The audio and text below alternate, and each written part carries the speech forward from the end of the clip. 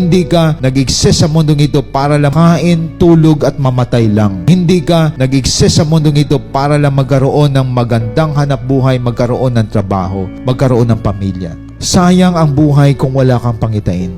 The word vision, ito yung ginagawa natin na Great Commission. Winning soul and making disciple, pero malalim ang nilalaman nun. Doon mo may papakita sa mga tao ang kasalanan mapapatawad. Ang sirang pamilya mabubuo. Hindi ka self-centered. Hindi ka nag-i-exist dito for yourself. Nag-i-exist ka nandito ka sa mundong ito for God and for others. And that's the vision, mga kapatid. That is why vision will change your attitude. Si Pablo, from killer, ngayon siya ay naging life changer. Pinapatay niya ang mga Kristiyano. Ngayon, life changer na si Paul.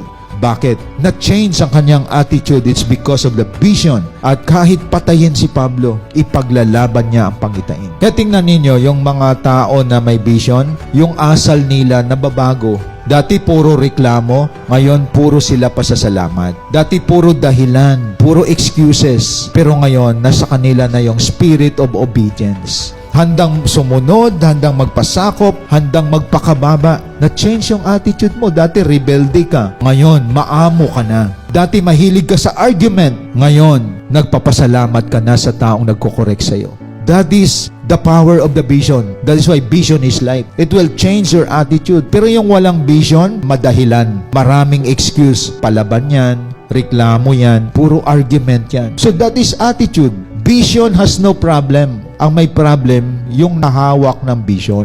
Vision is perfect. If you handle it with all your heart, soul, and mind, and you practice it, it will change your attitude. It will change your priorities in life. You seek first His kingdom, His righteousness, because of the vision that you have. Hindi ka nag-exist sa mundong ito para lang kain, tulog at mamatay lang. Hindi ka nag-exist sa mundong ito para lang magkaroon ng magandang hanapbuhay, magkaroon ng trabaho, magkaroon ng pamilya. Ang vision, buhay ko na to. Dito na ako. Mag-asawa man ako, pati misis ko, mister ko man.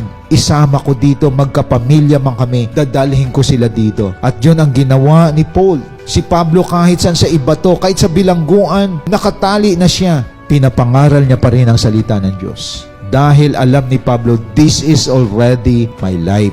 Buhay ko na to, kaya dapat kong gawin ang pinapagawa ng Diyos sa akin. Sa ating galawan dito, palagi nating sinasabi yan, na tayo nagwi-win soul dahil part na ng life natin ang vision.